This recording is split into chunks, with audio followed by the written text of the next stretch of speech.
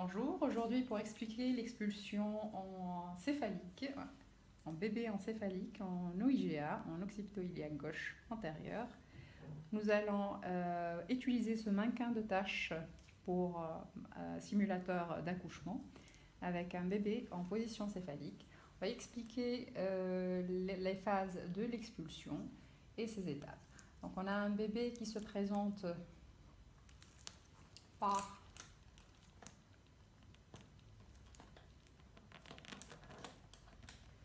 sous l'effet des contractions utérines. On va garder le syntocinon pendant cette phase d'expulsion.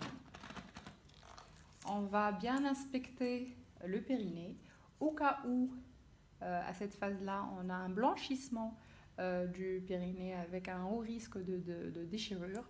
On va s'aider par une épisiotomie. Le principe de l'épisiotomie, bien sûr, c'est de toujours protéger et la présentation et le vagin. Donc on va s'aider, la main gauche va s'introduire entre la présentation et la paroi vaginale latérale.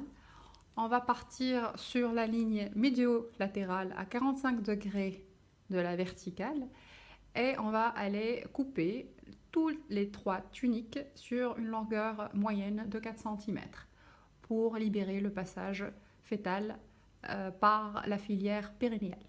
Donc, on s'oriente, la main droite va couper dans ce sens-là à 45 degrés de la verticale sur 3 à 4 cm, toujours entre les doigts de la main gauche et la paroi vaginale pour justement éviter toute lésion traumatique du bébé.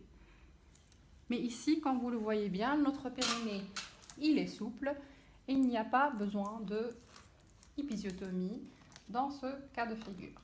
En attendant, donc, sous l'effet des efforts expulsifs, le bébé va s'expulser, on va le guider dans ses mouvements. Donc, premièrement, on a la tête qui est fléchie, va faire un mouvement de destitution de la flexion pour dégager le menton au niveau de la fourchette périnéale. Puis, le bébé va présenter son axe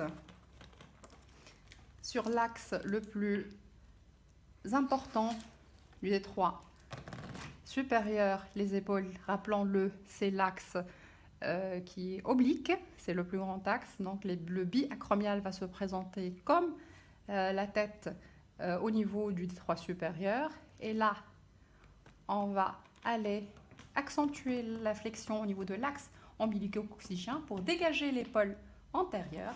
Une fois l'épaule antérieure est dégagée, on va restituer vers le haut pour dégager l'épaule inférieure.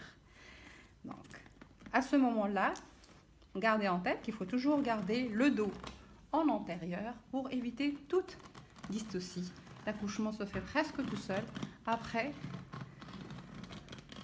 cette étape-là.